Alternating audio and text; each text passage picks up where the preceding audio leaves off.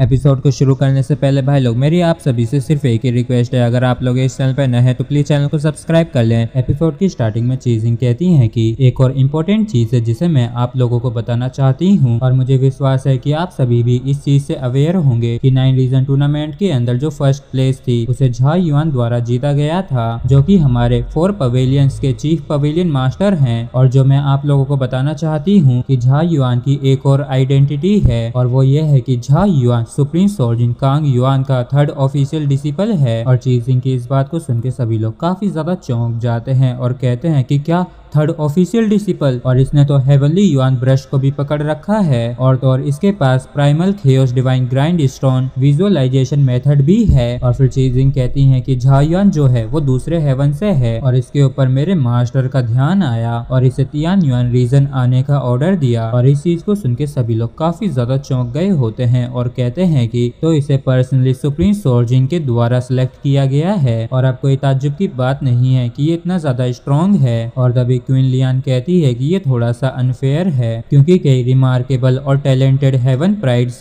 उम्मीद लगा के रखते हैं कि वो सुप्रीम सोल्जर कांग युआन के ऑफिशियल डिसिपल बन सके, लेकिन ये पोजीशन तो झा युआन के पास चली गई। और फिर सुई झा युआन से पूछती है कि आखिर तुम कैसे सुप्रीम सोल्जर के 3rd डिसिपल बने, और ये वाकई में एक काफी बड़ा सरप्राइज है। और फिर झा युआन कहता है कि वो मेरे मास्टर ही थे जिन्होंने मुझे तियान युआन रीजन के अंदर भेजा, लेकिन मैं स्पेशल स्टॉर्म के अंदर फंस गया था और इसी वजह से मैं उस समय पे इंजर्ड हो गया था। और फिर शी हंसते हुए कहती है कि कोई ताज्जुब की बात नहीं है, क्यों तुम उस समय इतने अजीब थे, तो तुम्हें सुप्रीम सोल्जर कांग युआन के द्वारा ट्रेन किया गया है। और फिर चीजिंग कहती है कि वैसे तो Zha Yuan supreme soldier Kang Yuan का 3rd डिसिपल है और ये ग्रैंड एल्डर की पोजीशन को लेने के लिए भी काबिल है, लेकिन इसने इससे मना कर दिया। तो कुछ समय के लिए अब भी तियान युआन रीजन के अंदर सिर्फ 5 ग्रैंड एल्डर्स ही होने वाले हैं और जो इंफॉर्मेशन हमारे पास है उसके हिसाब से try mountain alliance, crimson cloud sword sect, venomous dragon palace, spirit solar pavilion और थंडर माउंटेन के जो एक्सपर्ट्स हैं वो सभी अपने अपने ठिकानों से बाहर आ गए हैं और वो सीधे हमारी तरफ आ रहे हैं। और आज से Tian Yuan region war service list को क्रिएट करेगी, जिसका मतलब कि जो कोई भी टॉप 5 फोर्सेस के एक्सपर्ट्स को हराएगा उसे वॉर क्रेडिट मिलेगा। और Tian Yuan region treasure house के दरवाजों को खोल रहा है और जिनके पास इनफ वॉर क्रेडिट्स होंगे वो इसके बदले में कई सारी heaven genesis techniques, little saint art, grade 6 और उसके ऊपर के जेनेसिस की कल्टीवेशन टेक्निक्स को और genesis weapons, high grade pills और बाकी के और भी ट्रेजर्स को वॉर क्रेडिट के साथ एक्सचेंज किया जा सकता है। और तो और अगर किसी के पास काफी सारे वॉर क्रेडिट्स हुए तो यहाँ तक कि वो उनसे एक ट्रू सेंट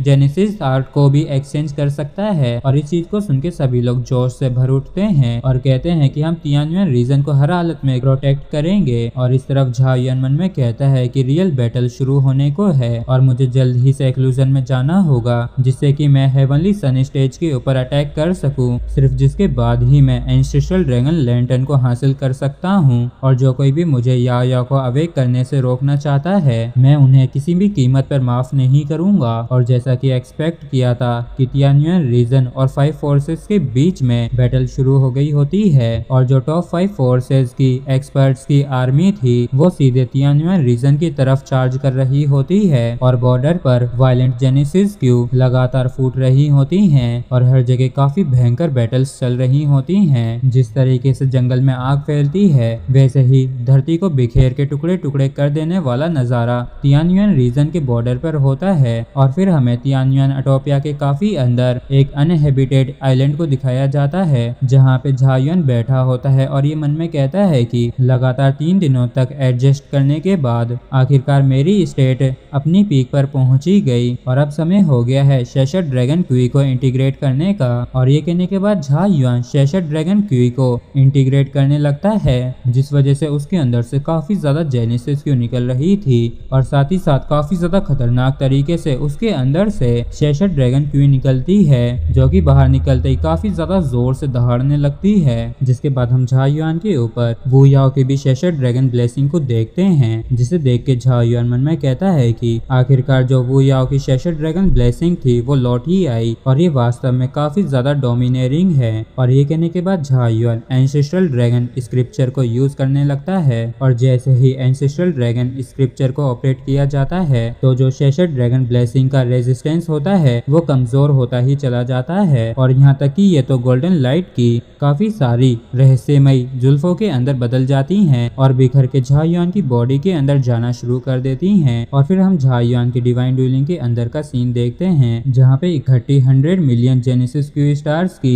लाइट की रेज निकल रही होती हैं और कुछ देर बाद ही एक ट्रेमेंडस अजुर गोल्डन सरपेंट ड्रैगन का स्लाई हुड लगातार प्लेटिनम के अंदर बदलने लगता है और जो झाओ युआन की बॉडी के अंदर वर्ल्ड सबडूइंग हेवनली क्यू होती है वो भी इवॉल्व होना शुरू कर देती है और जो जेनेसिस क्यू की क्वालिटी होती है वो भी इम्प्रूव होना शुरू कर देती है। और झाओ युआन काफी ज्यादा खुश होते हुए कहता है कि बहुत बढ़िया इवोल्यूशन सक्सेसफुल हुआ और अब मेरी शेशन ड्रैगन ब्लेसिंग आखिरकार कंप्लीट हो ही गई और मेरी हेवनली सरपेंट क्यू भी लगातार ड्रैगन के अंदर ट्रांसफॉर्म हो रही है और अब इसे एक ग्रेड 8 जेनेसिस क्यू मानना चाहिए और अब से इस जेनेसिस क्यू को हेवनली ड्रैगन क्यू कहेंगे। और तभी झाओ युआन के अंदर से काफी ज्यादा जेनेसिस क्यू निकलने लगती है और ये मन में कहता है कि ये कितनी ज्यादा डोमिनेटिंग जेनेसिस क्यू है और आखिरकार अब मैं अपनी कल्टीवेशन के अंदर अगला कदम ले सकता हूँ। और ऐसे ही काफी समय तेजी से बीत जाता है और जब से झाओ युआन यहाँ से गया है तब से लेके अब तक 3 महीने बीत चुके हैं और इन 3 महीनों के दौरान हुनयान हेवन के अंदर काफी कुछ हुआ है। बेशक जो सबसे बड़ा मैटर होता है